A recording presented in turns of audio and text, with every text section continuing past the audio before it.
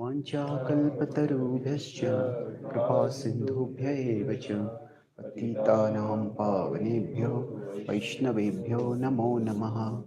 Jai Shri Krishna Chaitanya Prabhu Nityanand Shri Advaita Gadadhar आसादि Gaur भक्तवृंद। Hare Krishna Krishna Krishna Hare Hare, Hare Ram Ram Ram Hare Hare.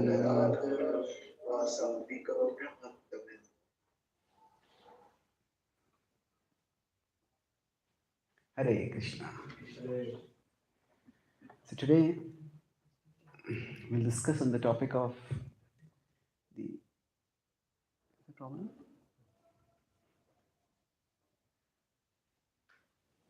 on the importance of systematic scriptural study. And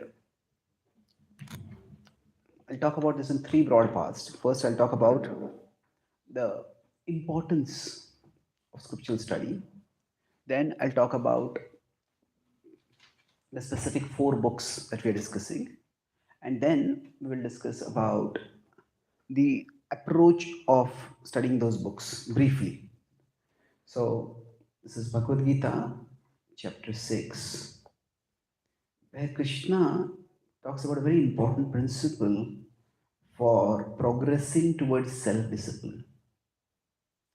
It says this is 6th chapter, 24th verse. Shanai Shanair Uparamed, 25th verse actually. Shanai Shanair Uparamed, Buddhyadati Gruhitaya, Atma Samstham Manah Kritva, Nakinchitapi Chintayed. So, Shanai Shanai. Shanai Shanai is gradually, step by step. Uparamed. So, calm down, silence, quiet the mind. How? Buddhya Dhriti Gruhitaya. Buddhya is intelligence. Dhriti Gruhitaya is Gruhit. Gruhit means held, sustained, carried. And how? Dhriti. Now, Dhriti can mean determination, Dhriti can mean conviction. Dhriti Gruhitaya. Here, Prabhupada translates as conviction.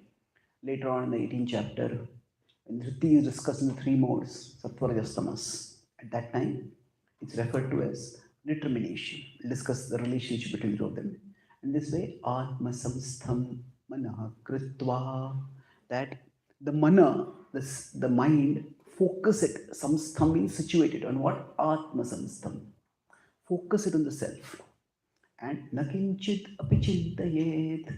And don't let it wander anywhere else. So essentially, in this verse, Krishna is addressing the problem of the wandering mind. The wandering mind is a problem for everyone. It is a problem for spiritualists, it is a problem even for materialists. Because even for doing something materially worthwhile, one needs to focus. If one is not able to focus, even if somebody wants to watch a movie, they want to enjoy watching a movie. But if there is too much noise, too much distraction, the mind is going here and there, they can't watch a movie. So the point is, this is a universal problem. This problem is universal. Now, what's happening?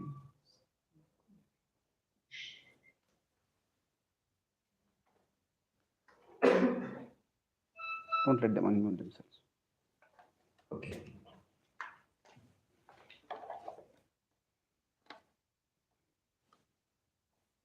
So now when we are discussing about this problem, what is the way to deal with it? Sometimes we think that, okay, I just need more willpower. Just stronger willpower, I'll focus and manage my mind. Well, yes and no. See, willpower is important, but it's not just willpower that will be enough, because willpower has to be coupled with a proper process. So, willpower, consider if I have this phone and I let go of this phone. And I say, by my willpower, I will ensure that the phone will not fall. Well, no. Willpower is no match to gravity power, isn't it? So now, if my hand is weak and I can't hold it, maybe I have to get someone else to hold it. Maybe I have to keep it at this height, whatever. If a floor is inclined in a particular way, I don't want water to go down over here. Willpower, I won't let the water go down. No, it's not going to work. Now I have to use my willpower. Maybe then create some wall or something like that. Willpower has to be coupled with a process. So if we want a focused mind, so I give two examples here. Basically, the gravity is just like there is gravity which draws things downwards. Similarly, within our mind, there are conditionings. Just as gravity power draws us downwards, so similarly,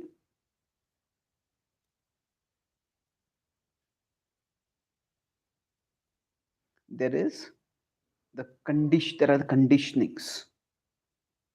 And the conditionings, the attachments, they act as similarly, they drag downward. Now, what will be downward can be varying for different people. For some people, it may be anger. Every small thing provokes them, makes them angry. For somebody, it may be lust. For somebody, it may be greed. There's no need for this, I think. Just move aside also. So, when this is happening, we need a process for dealing with this. And this verse is talking about that process. What is that process? Krishna is basically telling over here that there is first stage is conviction of intelligence. Then there is practice of yoga. And then there will be purification of mind. Let's look at these three things. These are three stages. If I want my mind to be focused, the first thing I'll need is the conviction of the intelligence that this is beneficial, this is important. I need to do this. Can we disallow people from muting themselves? Allow participants. I've done that. How was anyone? I did that one still.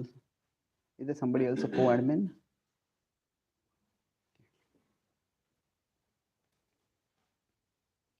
So now,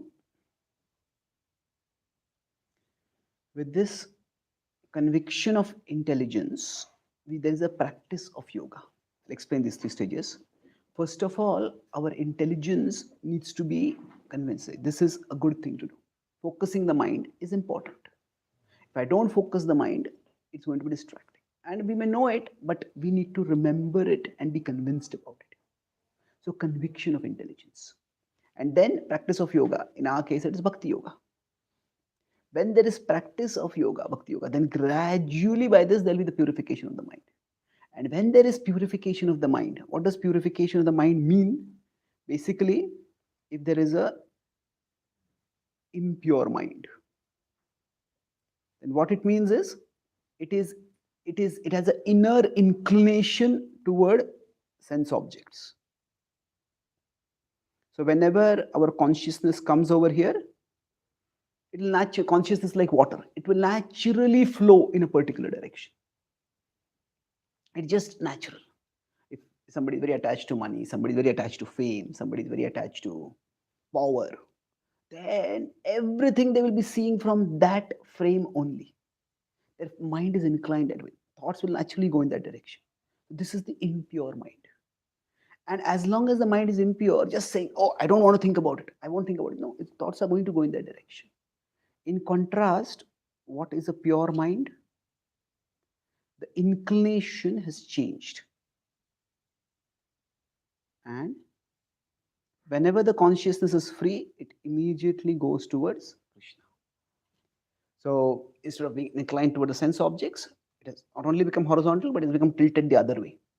So as soon as somebody has some free time, okay, let me open the Bhagavatam and read it. Let me chant the holy names. Let me think about how I can increase my service to Krishna. So we want to have our mind to go from this journey to this journey. We want to go from impure mind, I want to make it pure. And for that purpose, we need to change the inclination of the mind. Just say, I won't think about this, I won't think about this. That's not going to be enough. Yes, we need to have the determination, but the determination has to be coupled with a process that will change the inclination of the mind. And essentially, Bhakti Yoga is that process. In Bhakti Yoga, what we do is we repeatedly expose the mind to Krishna, and slowly the mind starts realizing, hey, Krishna is wonderful. It's so pleasant, it's so peaceful, it's so empowering. This is what I should be focusing on. Gradually, the mind will realize it. So, for this change to happen, it has to begin with conviction of the intelligence. It is the conviction of the intelligence that will keep us on the spiritual platform. Let's look at it from another perspective, based on 342 in the Bhagavad Gita. That here Krishna gives an inner hierarchy. He says, Indriyani paranyahur indriyebhya param manaha manasastu para buddhe yo buddhe paratastu saha. So at the bottom there are sense objects, then there are senses, then there is the mind, then there is the intelligence. So now we could say that this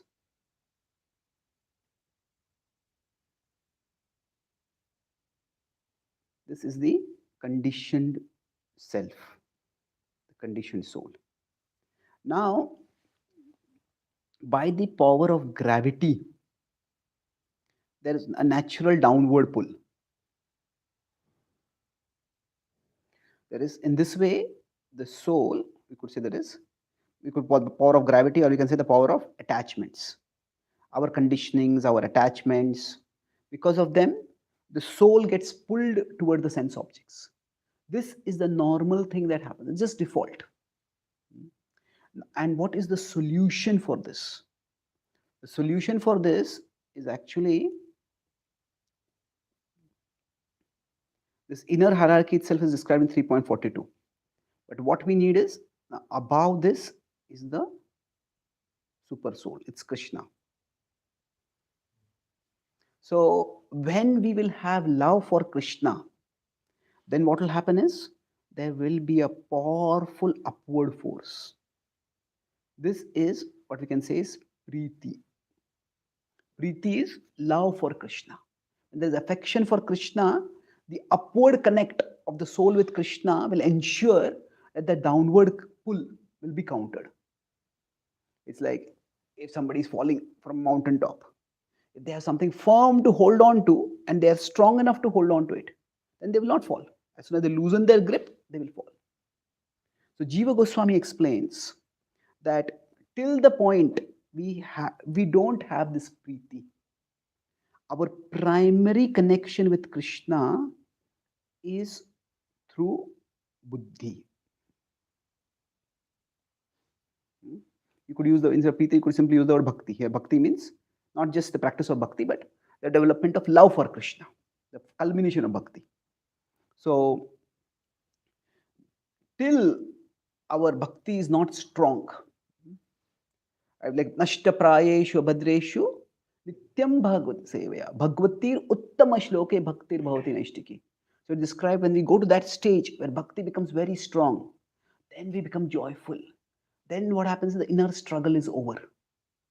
Because the Rajas Tamas, the lower modes are no longer pulling us, the attachments are no longer that powerful. But till that point, the struggle is there. So during this journey, when the Bhakti is not yet strong, Buddhi is extremely important.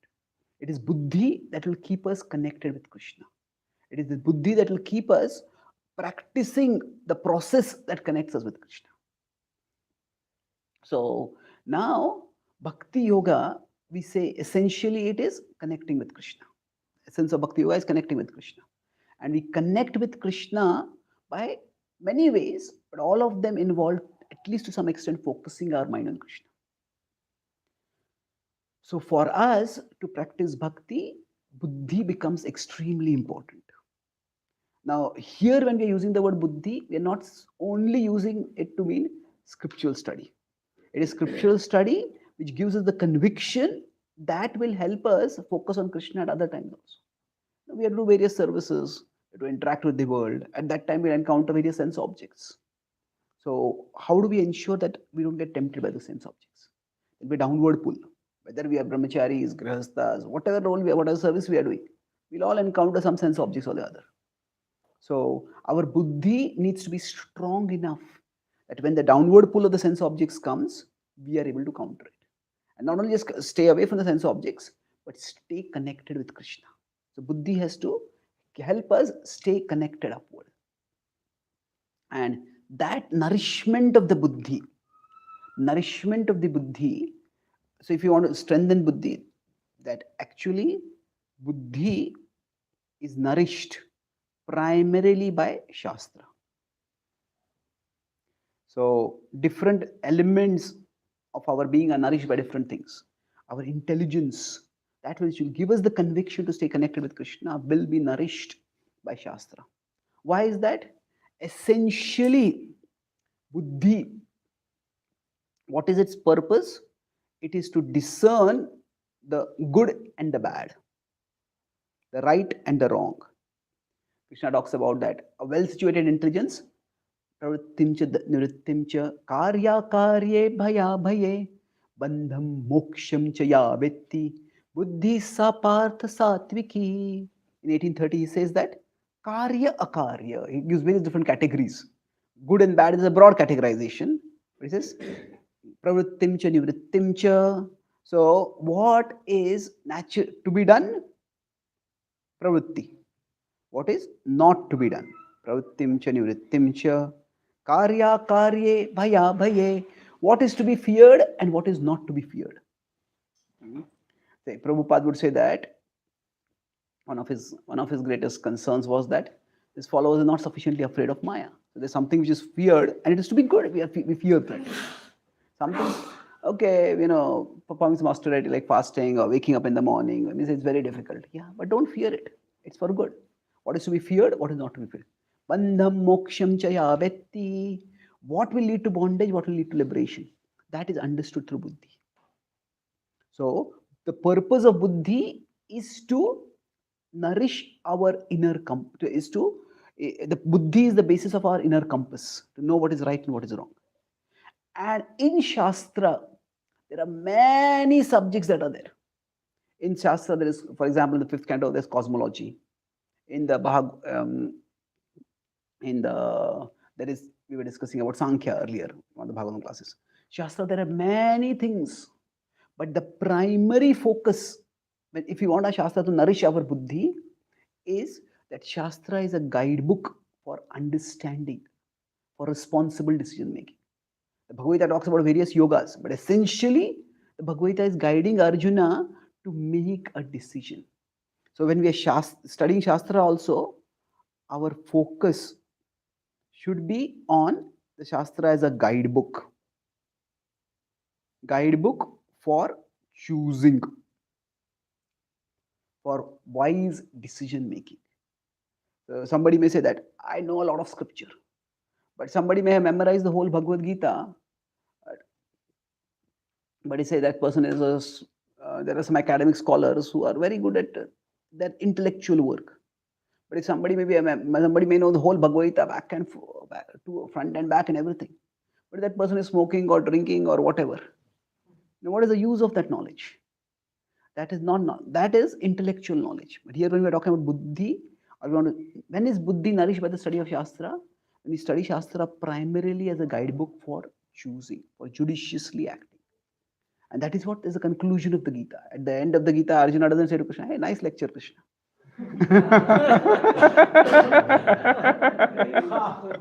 What does Arjuna say? Karishye vachinam tava. I will do your will. What that means is Arjuna has understood that Krishna is a trustworthy guide. Krishna is my greatest well-wisher, and let me act in a mood of service to Krishna. So this is the first point, that scriptural study is important for us if we want to practice bhakti and experience the transformative effects of bhakti. We want our mind to become focused, our mind to become absorbed in Krishna. And we say bhakti is joyful.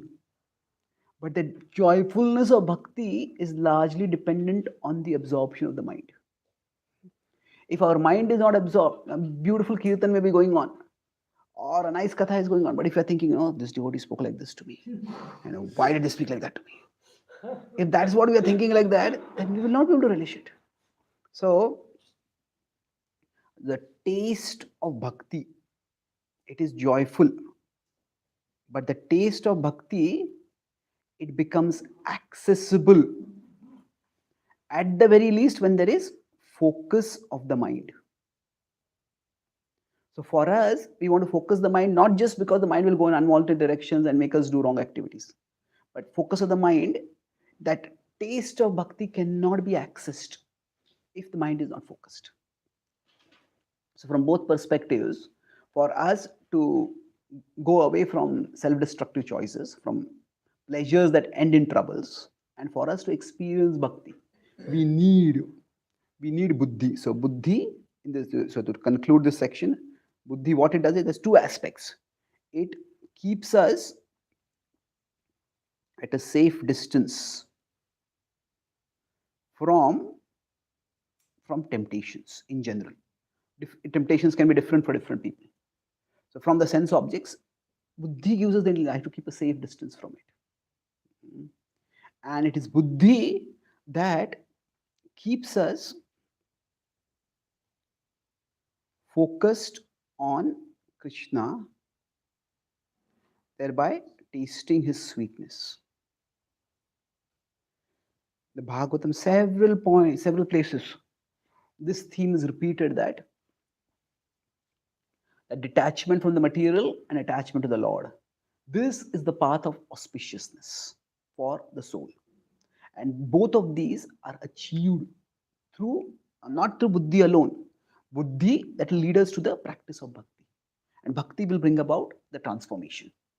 So that's the importance of buddhi for us. Now, having said this, till this point, I mentioned how buddhi is important for the practice of bhakti. However, now I'll make a slightly different point. So the way I was describing it, like this is bhakti, and then buddhi is what enables us to keep practicing bhakti. So bhakti is one thing and buddhi is another thing which helps us practice bhakti. That's one way of looking at it, and it's important to look at it that way. However, when we talk about bhakti, bhakti is a broad set of activities, and using buddhi is itself a part of bhakti. This is a slightly different point I'm making now. So the first is something which is universal. Every devotee needs to have sufficient buddhi by which they can choose wisely. That is required. But beyond that, some of us, our buddhi, now here I'm using the word buddhi in a broader sense. Buddhi can be used for decision making, but buddhi has multiple aspects. Like we say, so buddhi as decision making is something which is it's universal. It's something which everyone needs to have. But buddhi also has another aspect which you can broadly say is information processing. Now, sometimes we downplay this, but Brahmanas are able to, they have intellectual capacity. They can memorize verses, analyze verses, they can memorize, contextualize, analyze, explain. All this is a specific ability. So this may not be something which everyone will do equally. Different devotees, after they start practicing bhakti, they may take up different services. Some devotees may specifically take up the service of teaching and preaching. Others may become managers, some may become fundraisers, some may become pujaris, some may become counselors and mentors. Some may become book distributors. So, for everyone, buddhi as an aspect of decision making, as a resource for decision making, is required, and that is a basic level of shastra everyone needs to know. Along with that, so here when I'm talking these are separate, we are saying yes, the buddhi enables us to stay connected with Krishna and helps us to do service to Krishna. However, the second is the buddhi itself becomes the means by which we serve Krishna. What do I mean by that? Somebody becomes a teacher. Then their primary service is to study scripture and teach scripture. This may not be the same degree for everyone. Everybody, it's good for them to be studying and having some forum where they are sharing bhakti. But different devotees may do it to different degrees. Some people may be more intellectually inclined. So, not everybody while studying scripture has to memorize a lot of verses. Not everybody has to have the capacity to answer complex technical philosophical questions. Not everybody needs to have a very attractive delivery or a charismatic way of speaking. That is an ability that comes by karma, and not everybody may have that. But we need to understand that for everyone, buddhi is also a part of their offering to Krishna. For some people, buddhi may be a major offering to Krishna. Like somebody is very wealthy, their main service may be they give a lot of wealth to Krishna. Somebody may not have that much wealth. They may give some money to Krishna, but they're doing other services for Krishna. So like that, if somebody has a lot of buddhi, then their buddhi becomes their main offering to Krishna. Then their main service is studying and teaching. So here we see that Krishna, if we consider 1870 in the Bhagavad Gita, Krishna is saying, Adhishyate chayamam dharmyam samvadamavayo jnana yagyena tenaham ishtasyamiti me matihi. So Prabhupada translates this in a very beautiful way. He says that those who study the sacred conversation of ours, he says they are worshipping me with intelligence. So here, so the difference is, earlier it was the intelligence convinces us to worship. But here, what Krishna is talking about something else, we worship with intelligence. I hope the difference is very clear between the two. Oh, I should come to a temple. I saw one cartoon, multitasking and spirituality. So what was that? That was one person was doing puja with one hand and was looking at the mobile with the other hand. So what is the point? If you look at it, are offering a consciousness to Krishna, isn't it? So one is my intelligence. Okay, if I'm going to do this, let me do it wholeheartedly. So there are two forms we're talking about. So the intelligence inspires us to worship. And the second is, this is different from we worship using the intelligence. So worship using the intelligence. What this means is that, say, for me as an author, the main, am I speaking and writing, am I services, but I define myself much more as an author than as a speaker. So for me, words are the main tools of my trade. So just as a pujari, if they are given flowers, they will want to decorate Krishna with the best flowers arranged in the best possible way. So for me, words are like that.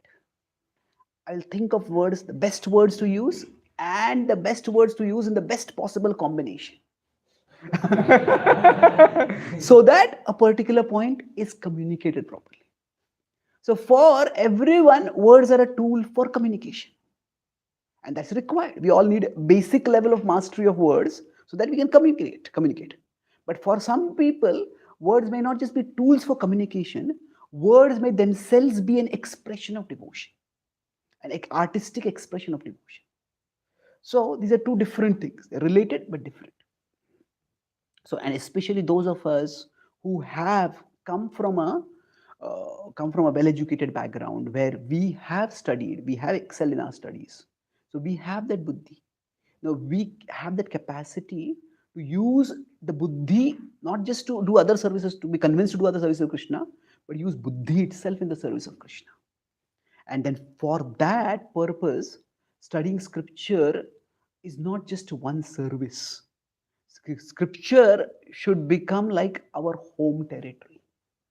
It's like, oh, just like when we are traveling, we come back to our home base, we feel comfortable. So for a devotee, Shastra should become like the home for our consciousness. Means wherever I go, I have to do this service, I have to talk with this person, I have to deal with this problem, I do all that. But just as we eagerly look forward to come back home, so we eagerly look for, when can I come back to home? When can I read Shastra? When I'm at Shastra, I'm at Krishna's lotus feet. I am hearing Krishna's message. I'm hearing Krishna's wisdom. So when this happens, this is where we become very, very safe and steady in bhakti. Dhautatma Purusha Krishna Padamulam na munchiti mukta sarva pariklesha pantha swasharanam yatha.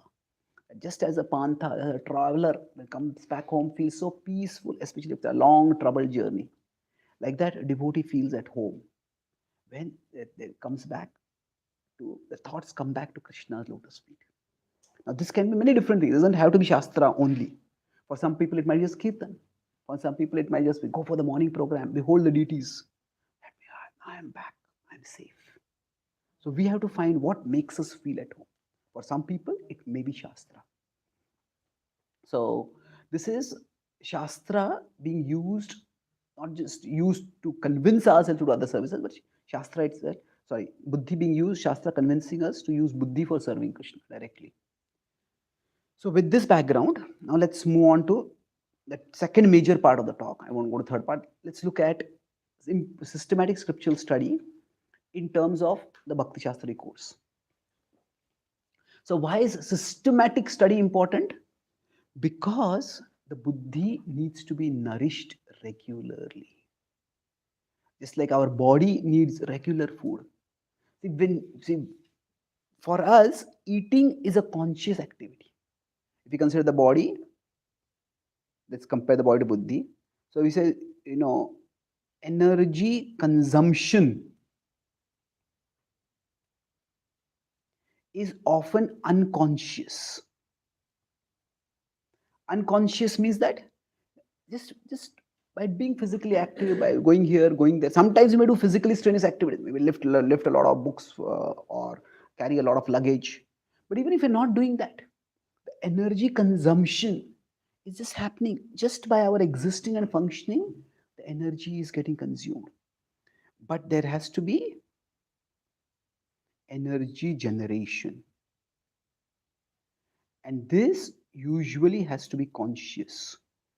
We may not be conscious that my body is exhausting energy, but you will be conscious. Now I'm feeling hungry. Now I have to eat food.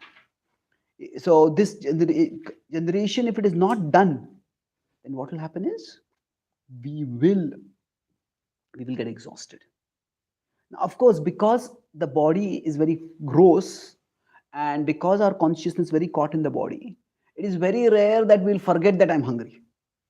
In fact, we remember food even when before we feel hungry. So, with respect to the body, this consciousness, it comes very easily. In fact, you can say it's not just easy, it's excessively easy. It's excessive also at times. But with respect to buddhi,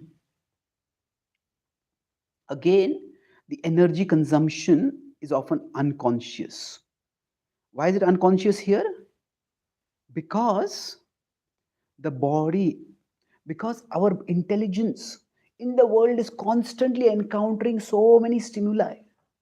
It is encountering tempting sense objects, it is encountering, if not something not tempting, it is just agitating, exasperating, there are difficult people, there are problematic situations.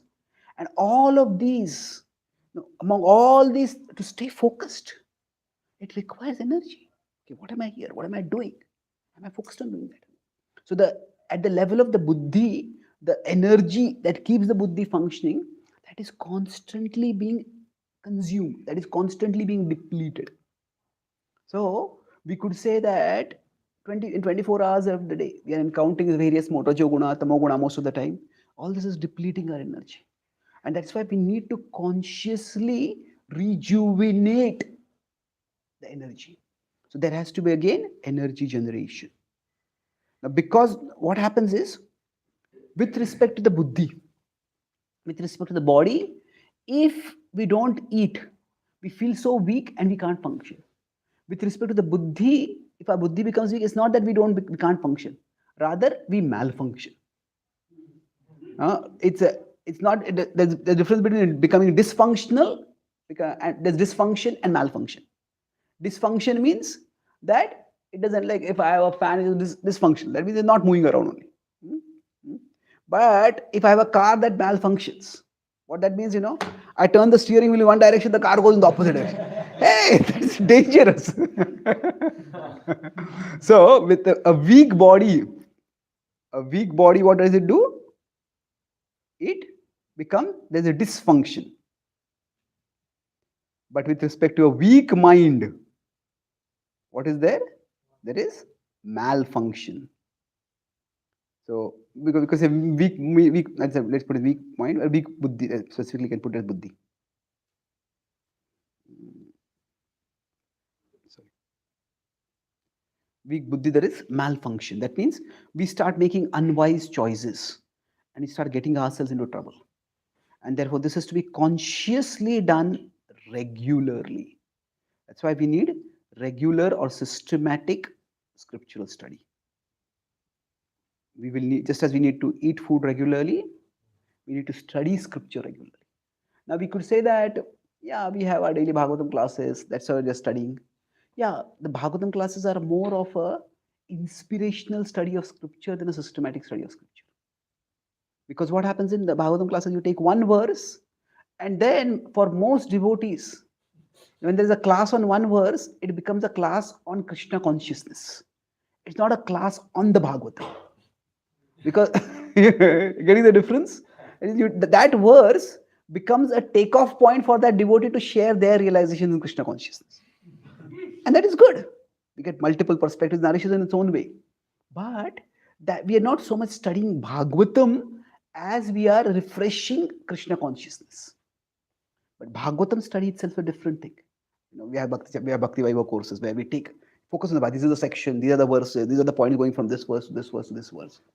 Similarly, if you consider our Bhagavad Gita course, actually our Bhagavad Gita course is mostly a pre-Bhagavad Gita course, isn't it? If you consider Bhagavad Gita, we talk about Jeev Ishvara Kala Karma Prakti. That's the kind of concept we talk about. Now, in the Bhagavad Gita, how much does the Gita talk about the existence of God? No, it's just assumed. It's assumed. Even Krishna is in the, with respect to Jiva, also the Atma, Krishna is not so much proving the existence of God, existence of soul, as emphasizing the indestructibility of the soul. Isn't it? There's a difference. That Krishna is not giving any evidence as such, past life memories or near experiences or something like that. Similarly, with respect to karma, Krishna is not explaining the law of karma. Krishna is telling the consequences of karma and how to keep oneself free from karma. That's the focus of the Gita. But today when we speak, we have to first establish that something like karma exists. Isn't it? So when we teach the Bhagavad Gita at introductory level, it's not a Gita course, it's a pre-Gita course. So we are introducing people to the basic concepts of the Gita not the basic concepts of the Gita, we are talking about introducing people to the basic concepts that are discussed in the Gita, so that later they can understand how those concepts are discussed in the Gita.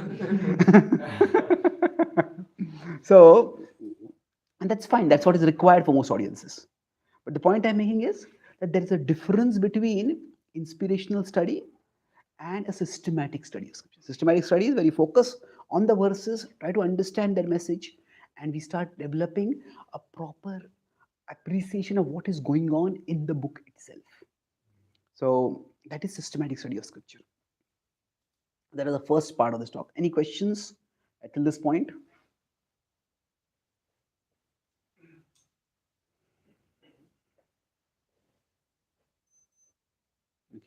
Hare Krishna, Prabhu. Prabhu, how body and buddhi are helping each other. How who? Body and buddhi. No, they're not helping each other. I'm talking about body as uh, analog. It's like in the body, there's energy being consumed and energy being generated. So similarly, with the buddhi, energy is being consumed and energy is being generated. See, every time we are thinking and making a good choice, to make that good choice, our buddhi is being utilized. But when the buddhi is being utilized, it is also being exhausted. So it needs to be rejuvenated. So I'm not saying that the two help each other, but of course you can say at one level, if the body is fit, then the buddhi can function better, because otherwise the buddhi is, uh, if say if say while speaking right now I have some pain in my neck, then half of my consciousness will go, at least half or one, I should move my neck too much, should move my neck suddenly. So if I have some pain in my throat, then I had to speak in such a way, maybe some sounds, they increase the pain. So what happens is the buddhi is not functioning properly, then we will not be able to, a certain amount of our consciousness will go in making sure to manage the body properly, and then less consciousness will be available for further decision making. What is Prabhupada's way of writing purpose? I felt Prabhupada writing purpose in an inspirational way, not systematic way. Is that correct or not? What's your understanding? Is Prabhupada writing his purport in an inspirational systematic way? It's both. Prabhupada's focus is more on Krishna consciousness. Prabhupada focuses more on making sure that the essential conclusion is given clearly, and he doesn't go too much into the technicalities of the subject. But he doesn't deny us access to technicalities. He does give us the verses. He does give us the Sanskrit. He gives the transliteration. So I'll talk about Prabhupada's style if we get time a little bit later. There's one more question here.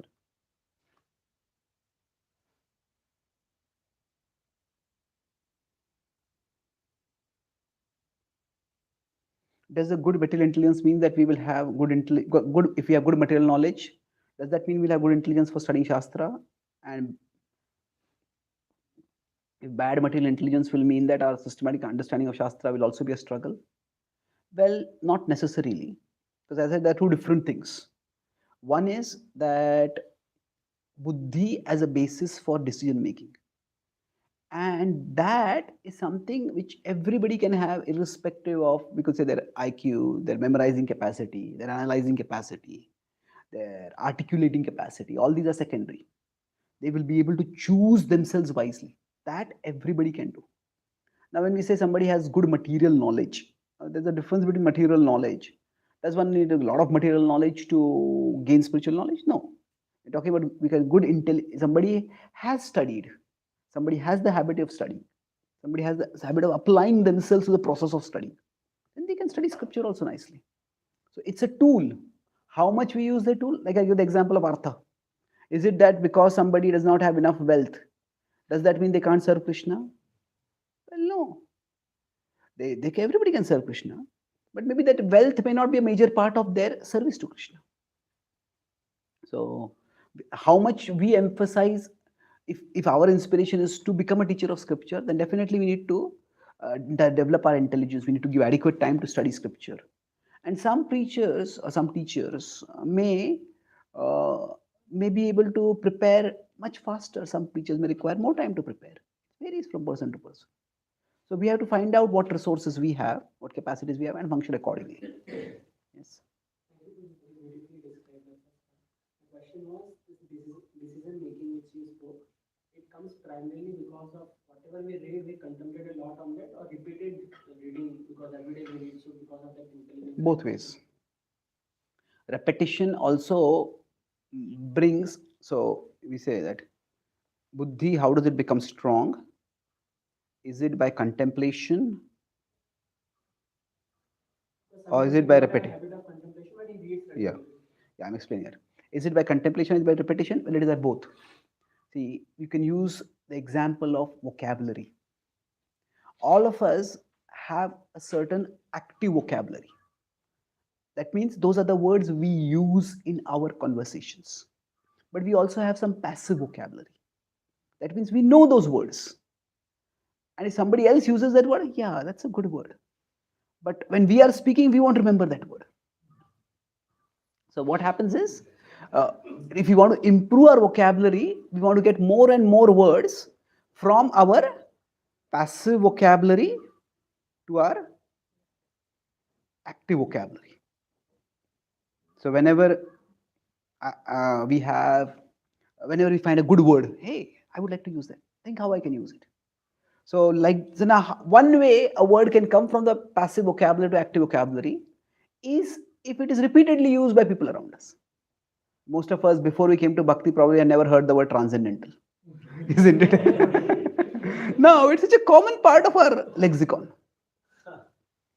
So, like that, when we hear certain philosophical points repeatedly, those points go from our passive knowledge to our active knowledge.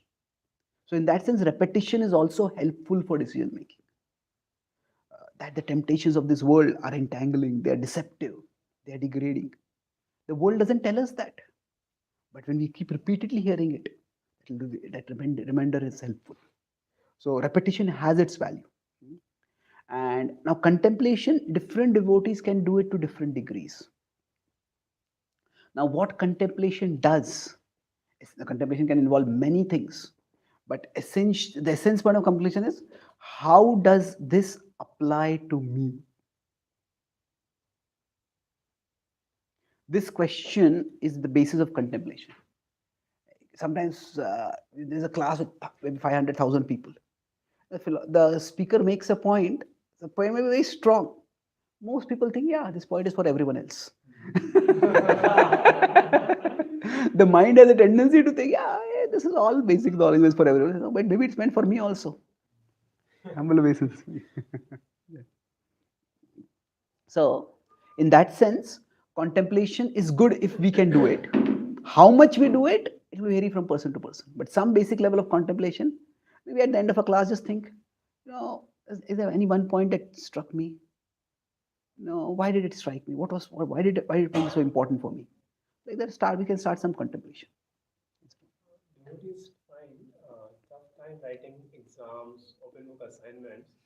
But the Bhakti Shastri course has this inclusion that you have to pass close book exam, open books. So, what way it helps a devotee? Like, what is the purpose of keeping the exam evaluation, and how it will help the devotees? So, how does an exam help? Well, at a basic level, what exams do is they engage your rajoguna.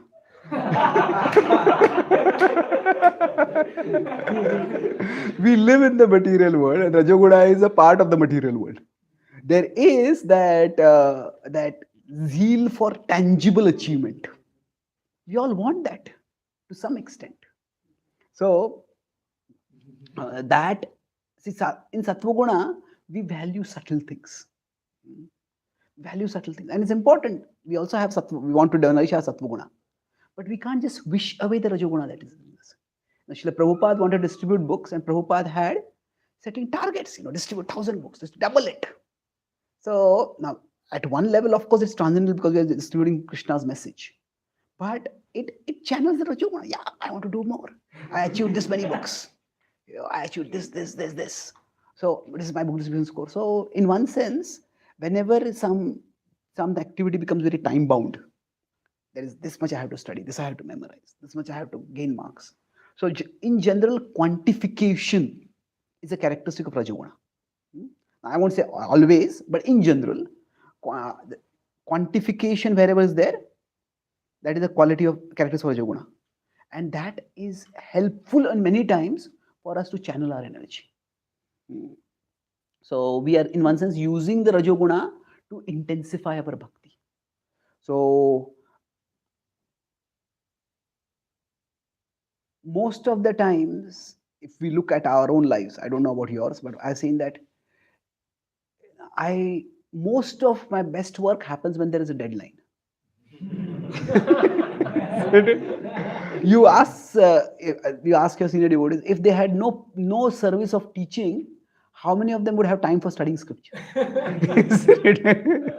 Now we should be studying scripture not just so that we can teach it to others. You study it so that we learn ourselves. But I learn later. It becomes like that. So now, of course, when we study scripture, we study it for teaching others. At the time, we ourselves are also learning. So, but in general, having something concrete, it engages our rajoguna. It makes us take things seriously, which we might not take as seriously otherwise.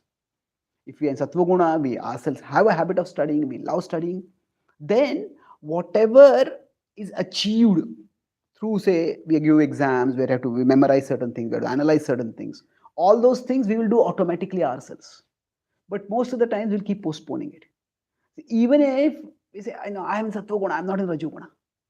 But the problem is, much of our bhakti practice is also in Rajoguna, isn't it? We are having targets in all other services. So, okay, we have to go. We want to do a one-time program. We want to get this many people for this program. We want to do a festival. We want this many people to come for this festival.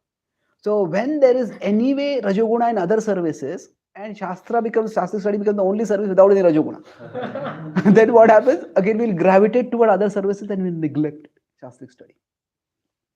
So, many devotees have been able to study Shastra because they join some courses. So when you join a course, you feel, okay, now I want to complete this course. I want to get this degree. I don't want to be a dropout.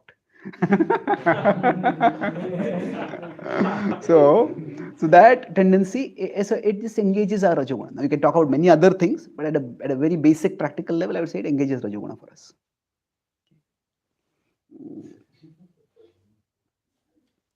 So, if we make right decisions consistently, does it strengthen our buddhi? Yes, of course. Buddhi is like muscles. So the more we use our muscles, the muscles will grow. But as another part of it, the more we use our muscles, the muscles will grow, provided we are feeding them, isn't it? Exercise is what strengthens the muscles. But exercise itself doesn't nourish the muscles. You have to take food separately. So similarly, when we face difficult situations, and in those situations, we make good choices, that is nourishing the intelligence. But it is just like you can say exercise. What it does is it strengthens our muscles, but it also exhausts the muscles, isn't it? You could say, in a sense, you could say it is that it is the strengthening itself happens through the exhausting. So similarly for us, when we use our intelligence properly, it strengthens the intelligence. But in strengthening, it exhausts. Basically, how do our muscles grow?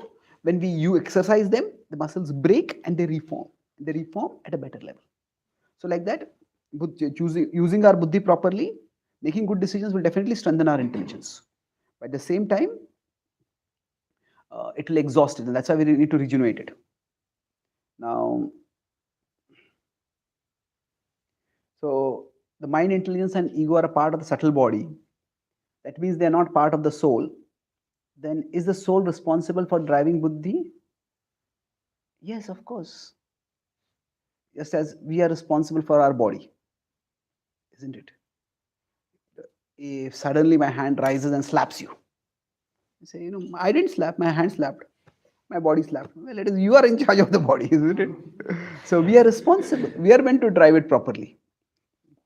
So yes, we are responsible for how our buddhi functions. So if we are given a service where we are not able to engage our intelligence, is that good for us? Should we try to change the service or tolerate it? Well, it depends. If we have a strong intelligence, and actually, in one sense, all services require intelligence. It's just different kinds of intelligence to different degrees.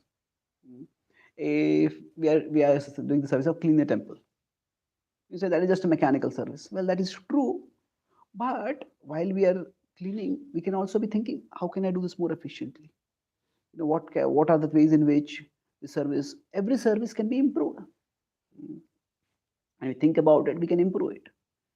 So when there's one devotee and I, in the early days, we used to do chapati rolling. So, if we want to roll chapati, so we would start. Initially, maybe it takes us 30 seconds to roll one chapati, or 1 minute to roll one chapati. It has to come around round. But then as we keep practicing, we keep setting goals for ourselves. I want to make, maybe I should be able to roll 2 chapatis in 1 minute, or 3 chapatis in 1 minute. Like that, you keep setting goals, keep trying to think of how we can improve. So buddhi can be used in every service. But some services, as I said, they require buddhi entirely. So it depends on two things. Whenever with respect to service choices there are two things which you consider. That there is our position and there is our disposition. So disposition is our swabhava. If we are more Brahmanically oriented, then it is good that we find a service which is more engaging our intelligence more. Now that may happen immediately or that can happen gradually. In general, for devotees, as a matter of surrender, we accept whatever services we are given. But there is surrender and there is sustainability. Sustainability is possible when we are doing service according to our nature. So gradually, we need to find service which is more in harmony with our nature and do that. So that's disposition. A position means if we are taking up some responsibility, then we need to do the service, whatever is required for that service. If somebody is, say, taking the responsibility of kitchen management, and the devotee say, Prabhu Prasad is not cooked, don't disturb me, this is my Shastra study time. Well, yeah, you have your Shastra study time, but that shouldn't interfere with the time when Prasad is to be cooked, isn't it? You're taking a particular service, you have to do that service. So, in general, at least in the initial stages, we do whatever service we are told and we observe ourselves and then talk with senior devotees and try to gradually move towards services that are more in harmony with our nature. Okay. So, any other questions or comments? Well,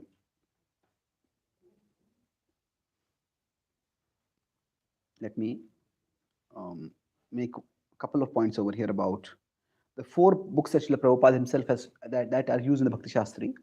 It's a big subject, but quickly I'll explain this. See what the Ishopanishad. Each of these books actually reveals a different dimension of Srila Prabhupada as an author. Srila Prabhupada, in one sense, sometimes Prabhupada was very clear. It's the International Society for Krishna Consciousness, not God Consciousness. Prabhupada was very forthright in saying that, speak about Krishna. But that same Srila Prabhupada in the Ishopanishad practically never uses the word Krishna. He uses the word God, he uses the word Lord, he uses the word Supreme. Prabhupada doesn't use Krishna in that. Why? Because Ishopanishad, the Upanishads are, when Prabhupada is drawing Ishopanishad, Prabhupada is basically using from our traditional category, Shruti. And the Upanishads are generally considered to be more for the Jnanis. They're considered more, and Jnanis often tend to be impersonalists, not always. So now for the impersonalists, if you start right away by using a person, then they will get alienated. So Prabhupada talks about the personal dimension of the absolute truth very emphatically throughout the Gita, throughout the Ishopanishad.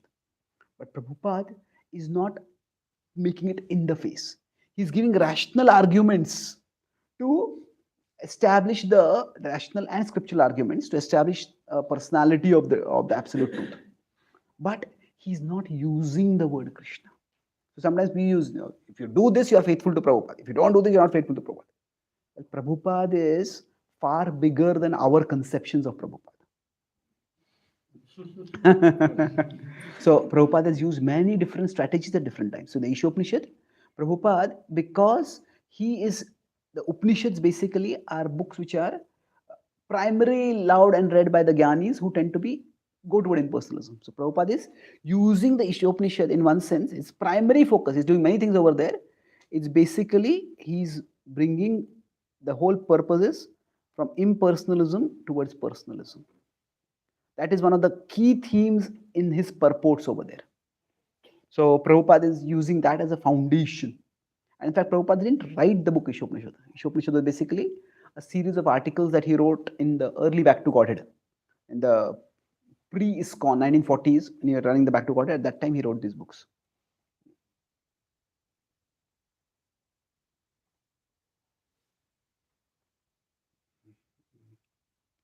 Now, I'll come to the Bhagavad Gita, the last. Now, if you consider, the Ishopanishad is giving us a broad philosophical understanding of the nature of the ultimate reality. Then let's go to the Gita. So the Ishopanishad and the Gita in this are more about tattva. They are about the understanding the absolute truth. That in the Gita, Prabhupada, in his purports basically, this is what the Gita also doing. But in the Gita, what Prabhupada is doing is he is overviewing various yoga process to establish Bhakti Yoga. So Bhakti Yoga and Krishna. So Sadhya is Krishna, Sadhana is Bhakti Yoga. So that is what Prabhupada is emphasizing in his Bhagavad Gita commentaries. And then after that, we have so in the Gita commentary there is a flow of the Gita by in the Gita by say 1866 is conclusion. And the Gita talks about many different paths. It talks about Karma Yoga, Jnana Yoga, Dhyan Yoga. And it's in its own reasoning, Krishna concludes by recommending Bhakti Yoga. Sarvadharman parityajya mam ekam sharanam vraja. So, in one sense, so the whole Gita's flow is there are other yogas, Karma Yoga, Jnana Yoga, Dhyan Yoga. All of these culminate in Bhakti Yoga. That is the overall flow of the Gita. But Srila Prabhupada, what he does in his commentary is, throughout he gives Bhakti Yoga. Now, what is he doing by this? He's basically making sure that we don't get so lost in the technicality of the Gita's analysis that we forget its conclusion. Prabhupada, when he says this Bhagavad Gita is as it is, what does it mean? That the conclusion of the Gita is given throughout the Gita consistently. Now, Prabhupada is not neglecting Krishna's words or rejecting Krishna's word at all. Because Prabhupada gives us the Sanskrit, Prabhupada gives us the word-to-word translations. Prabhupada helps us see what Shastra is saying. But then he makes sure that we don't just see what Shastra is saying here right now. What Shastra is saying in conclusion, he shows us that. So Prabhupada's expertise in his commentarial style is that he connects everything in scripture with the conclusion of scripture. And he emphasizes that conclusion consistently. So, with respect to the Gita commentary, what was your question? Same thing, no? Yeah, what was it exactly? Okay, yeah. So Prabhupada purport, are they systematic or are they inspirational? Well, they are systematic because Prabhupada does, for example, build systematic arguments about the personal nature of the divine, about the importance of bhakti, and in that sense, there is systematic explanation of spiritual knowledge. At the same time, the word systematic can mean many things. Systematic can mean rational, logical, and this is logical. Systematic can also mean thematic. Systematic can also mean verse by verse. Is Prabhupada systematically explaining Bhagavad Gita? Yes, of course, verse by verse commentary is giving. Thematic is is Prabhupada systematic in the sense of thematically building up a theme? Not always. It's not that Srila Prabhupada has one essay which systematically explains the concept of the soul at one place. At one place where Prabhupada explains the concept of the modes. So if you want, depending on what we mean by the word systematic as verse by verse, definitely. Systematic as logical, yes. Systematic as one theme being explained exhaustively at one place. Some places Prabhupada does it for some things, but generally Prabhupada's focus is on taking, as I said, taking every point and in connecting with its conclusion. So in that sense, Prabhupada is extremely systematic. If you use the word systematic in the sense that there's a system at work over here. And Prabhupada is very systematic. His system is connect everything with the conclusion. Okay? Thank you.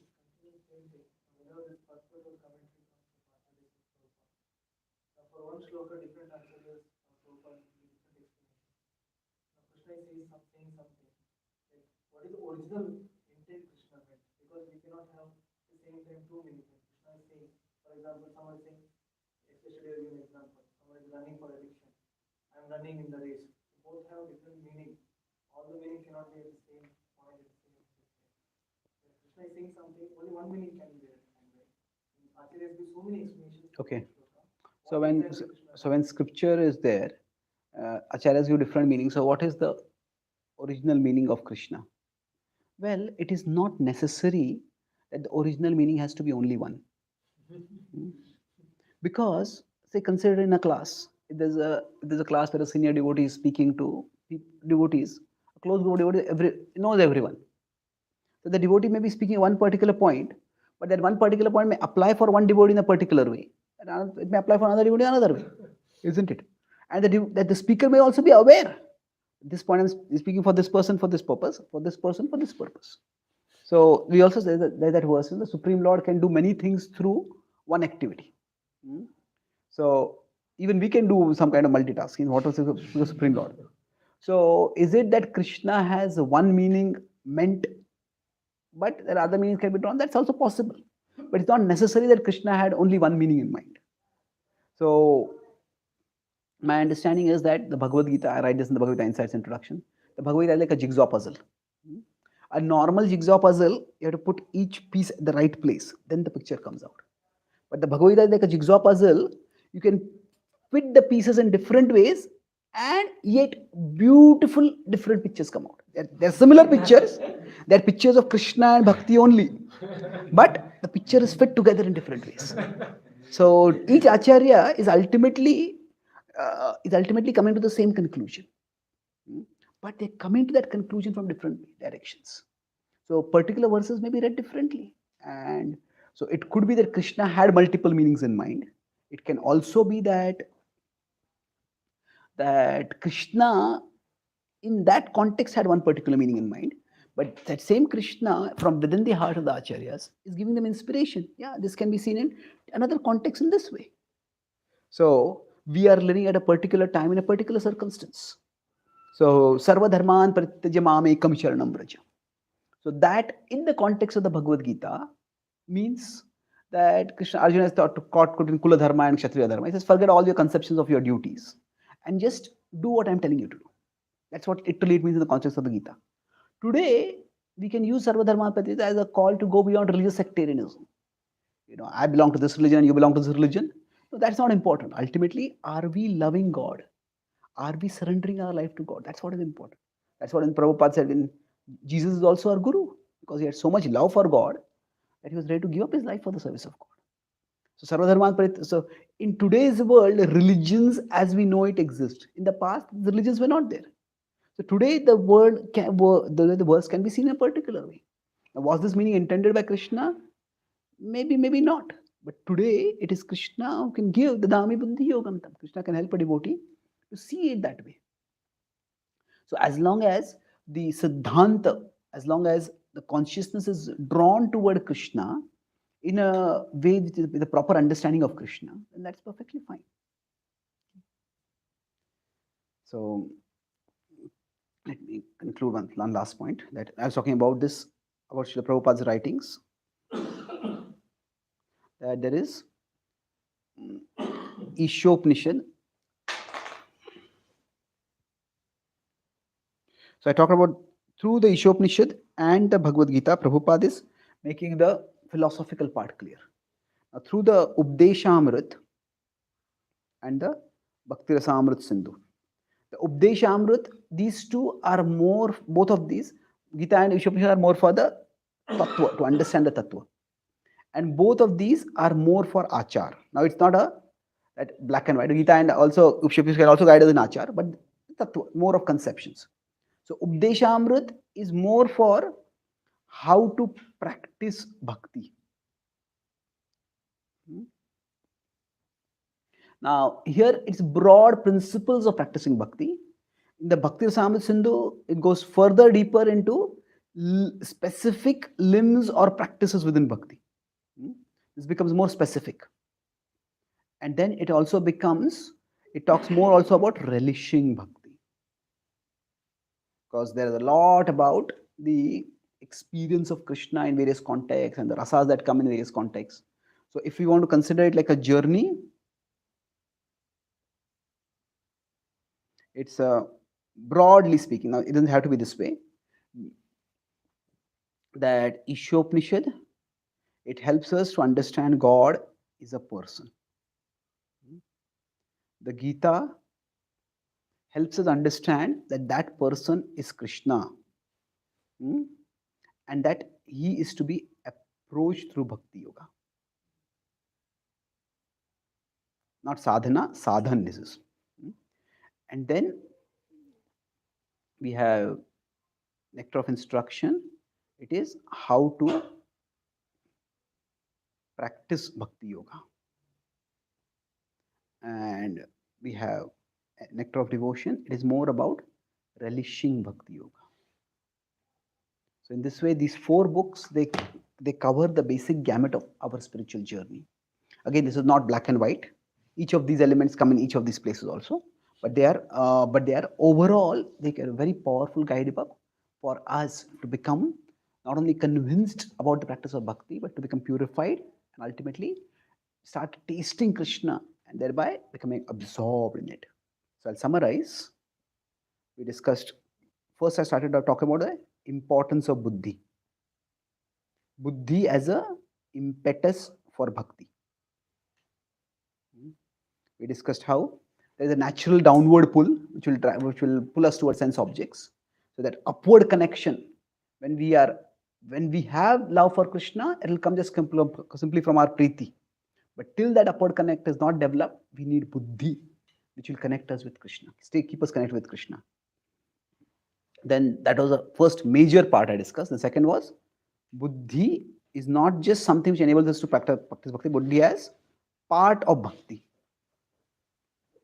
We use buddhi to serve Krishna, not use buddhi to convince ourselves so that we do other services to Krishna. This is especially if we are teaching. Krishna says, studying Gita is worshipping him with his intelligence.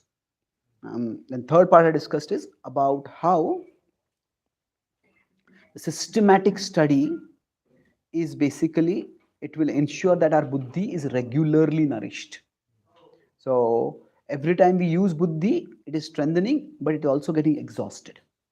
So systematic study means that we regularly connect with Krishna and through Shastra, and then Shastra becomes like our constant guidebook.